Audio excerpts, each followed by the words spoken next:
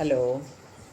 ഇന്നൊരു ഒരു കഥ പറയാം. ഒരു കഥയാണ്, അല്ലാതെ നടന്ന സംഭവങ്ങളൊന്നുമല്ല. ഒരു മോള് പള്ളിയിൽ പോയിട്ട് വന്ന് അതിൻ്റെ പപ്പയുടെ അടുത്ത് പറഞ്ഞ്, പപ്പ ഇനി ഞാൻ പള്ളിയിൽ പോകുന്നില്ല. ഇത് നമ്മുടെ പള്ളിയൊന്നുമല്ല, സംഭവങ്ങളും അല്ല, നടന്ന കാര്യങ്ങളും ആണെന്നൊന്നും അറിയത്തില്ല. കഥയാണ്, ജസ്റ്റ് വായിച്ച കഥയാണ്.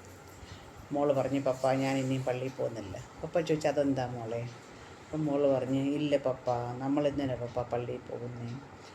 അപ്പോൾ പപ്പ പറഞ്ഞു, മോളെ, ദൈവം മോൾക്ക് ഡാഡിയും മമ്മിയും തന്നില്ലേ, അല്ലെ പപ്പായും മമ്മിയും തന്നില്ലേ?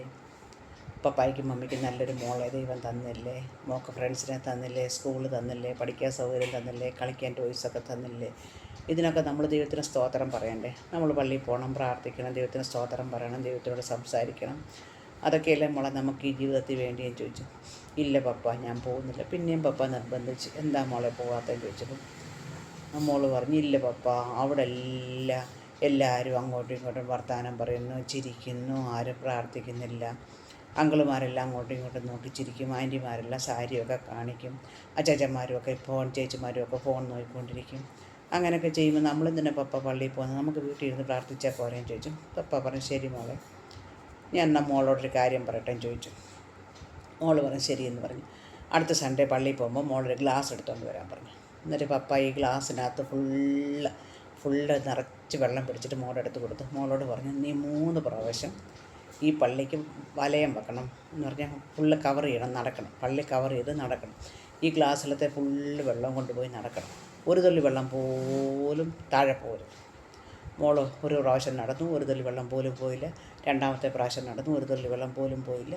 മൂന്നാമത്തെ പ്രാവശ്യം നടന്നു, ഒരു തുള്ളി വെള്ളം പോലും. അവൾ വലിയ വിജയശ്രീലാൾ ചേട്ടൻ എന്തോ അവൾ നേടിയ മാതിരി പപ്പായുടെ അടുത്ത് വലിയ കോൺഫിഡൻ്റായിട്ട് ഇത് കൊണ്ടുവന്നിട്ട് കാണിച്ചു. പപ്പ പറഞ്ഞു, വെരി ഗുഡ് മോളെ, എന്തുകൊണ്ട് നിൻ്റെ വെള്ളം താഴെ പോയില്ല? പപ്പ പറഞ്ഞു, അവൾ പറഞ്ഞു, ഞാനത് ശ്രദ്ധിച്ച്, പപ്പ പറഞ്ഞ പോലെ ശ്രദ്ധിച്ച് നടന്നു, നല്ല കോൺഫിഡൻ്റായിട്ട് നടന്നു, ഒരു തുള്ളി വെള്ളം പോലും താഴെ പോകാതെ ഞാൻ എൻ്റെ കോൺസെൻട്രേഷൻ മുഴുവൻ ആ വെള്ളത്തിലായെന്ന് പറഞ്ഞു. അപ്പോൾ പപ്പ പറഞ്ഞു, നിൻ്റെ കോൺസെൻട്രേഷൻ എവിടെ ആയിരുന്നു? അവൾ പറഞ്ഞു, ആ വെള്ളത്തിൽ. അതുകൊണ്ട് എന്തോ സംഭവിച്ചു? വെള്ളം പോയില്ല. അപ്പോൾ പപ്പ പറഞ്ഞു, ഇത് കണ്ടാൽ നിൻ്റെ കോൺസെൻട്രേഷൻ നീ പള്ളി ശ്രദ്ധിക്കാത്തതുകൊണ്ടാണ്, നീ ആ കുഴപ്പക്കാരി, ജനങ്ങളല്ല കുഴപ്പക്കാരി.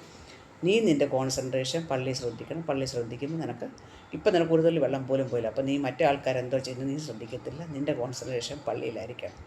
ഇത് പറയാൻ കാര്യം, ജസ്റ്റ് ഒരു സ്റ്റോറി വായിച്ചു, അതിൽ നിന്ന് കിട്ടിയൊരു മോറൽ, നമ്മൾ നമ്മുടെ കാര്യം ശ്രദ്ധിക്കുക, നമ്മളെ കറക്റ്റ് ചെയ്യാൻ നോക്കുക, മറ്റുള്ളവരെ കറക്റ്റ് ചെയ്യുന്നതിനെക്കാട്ടും. Thank you.